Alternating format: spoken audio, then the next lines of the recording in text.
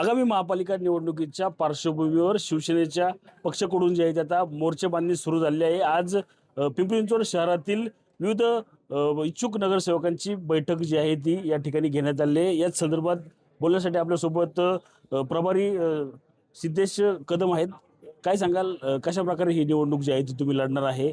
महायुती म्हणून ही लढाई असणार आहे का स्वबळावर ही लढणार आहे? युतीचा निर्णय हे या ठिकाणीचे आमचे नेते बाळनेसाहेब, त्याचबरोबर आमचे वरिष्ठ नेते शिंदेसाहेब आणि इतर युतीतले नेते ठरवतील। एक कार्यकर्ता म्हणून माझ्यावर जबाबदारी दिलेली आहे, ती संघटनेची बांधणी येणाऱ्या निवडणुकीसाठी आमची कितपत झालेली आहे, तयारी आहे की नाही, त्या संदर्भात आज ही पहिली आढावा बैठक या ठिकाणी घेण्यात आली। तर आपण पाहतोय की चांगला उत्साह आहे, अनेक लोक इच्छुक आहेत आणि त्याच अनुषंगाने आम्ही पुढच्या येणाऱ्या महानगरपालिकेच्या निवडणुकीमध्ये 100% आम्ही महायुतीचाच भगवा फडकवू, या अनुषंगाने आमची पुढची तयारी असेल। नक्कीच आपण पाहिलं तर ही दुसरी बैठक म्हणावी लागेल की इच्छुक असतील किंवा पदाधिकाऱ्यांची बैठक। काय या बैठकीत तरी ठरलं का आता स्वबळावर लढणार का महायुती म्हणून लढणार? ज्यावेळेस निवडणुका येतात, कार्यकर्त्यांना खरं तर कानमंत्र देऊन निवडणुकीला सज्ज करण्याचं काम पक्षाच्या वतीनं केलं जातं आणि त्याचाच एक भाग म्हणून सातत्यानं निवडणुकीच्या दरम्यान कार्यकर्त्यांना मार्गदर्शन आणि बैठका होतात। खरं तर 2 मोठे मेळावे झाले, आज तिसरी बैठक सिद्धेजी कदम यांच्या उपस्थितीमध्ये झाली। कार्यकर्त्यांना मार्गदर्शन देखील करण्यात येते। महापालिकेच्या निवडणुका होत असताना या पिंपरी चिंचवड शहरामध्ये शिवसेना पूर्ण ताकदीनुसार या महापालिकेला सामोरं जाते। महायुतीच्या बाबतीमध्ये महापालिकेच्या निवडणुका जाहीर होतपर्यंत त्या संदर्भामध्ये बोलणी होतील किंवा होईल नाही होईल तो पुढचा भाग, पण कार्यकर्ते सक्षम झाले पाहिजे आणि प्रत्येक प्रभागामध्ये या निवडणुकीला सामोरं झालं पाहिजे, या दृष्टिकोनातून आजची तयारी। तुमची तयारी आहे का 128 जागांची? पूर्णतः तुम्हाला मी सांगतो, जवळपास 168 अर्ज आमच्याकडून निवडणुकीच्या दरम्यान 128 प्रभागामध्ये गेलेले। गेल्या अनेक वर्षापासून शिवसेना स्वतंत्रपणे या शहराचं निवडणुकीमध्ये सहभाग घेते। आपण जर पाहिलं असेल, 17ची निवडणूक देखील स्वतंत्रपणे लढली, 12ची निवडणूक देखील स्वतंत्रपणे लढली।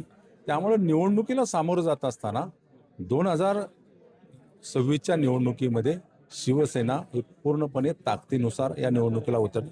शेवट महायुतीच्या निर्णयाच्या बाबतीमध्ये शिवसेना पक्ष सकारात्मक आहे। मी पहिलेही देखील सांगितलं, वरिष्ठांनी तशा पद्धतीचं आदेश पण केलेला आहे की या निवडणुकीमध्ये महायुती म्हणून शिवसेना जाण्यामध्ये आपण जो स्थानिक पातळीवरती निर्णय घ्याल त्या बाबतीमध्ये वरिष्ठ पातळीवरती होकार दिला जाईल।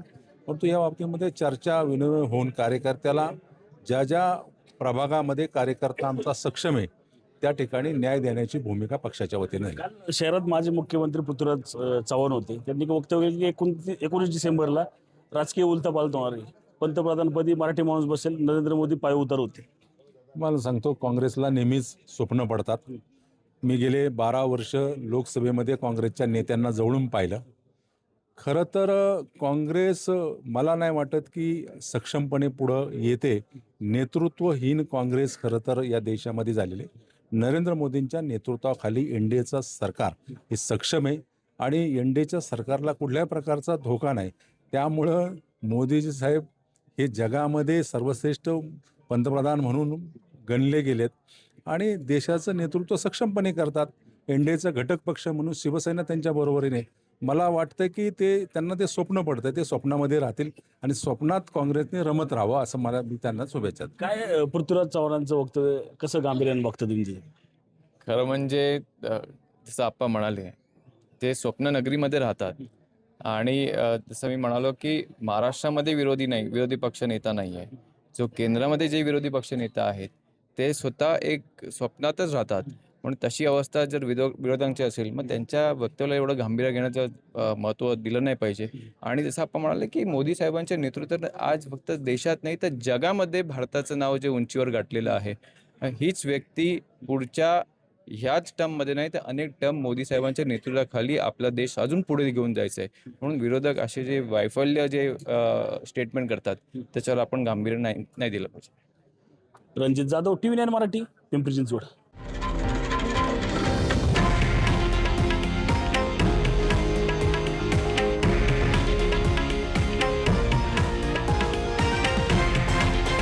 हे आहे देशातील नंबर 1 न्यूज नेटवर्क आणि आपण पाहत आहात TV9 मराठी, एकमेव.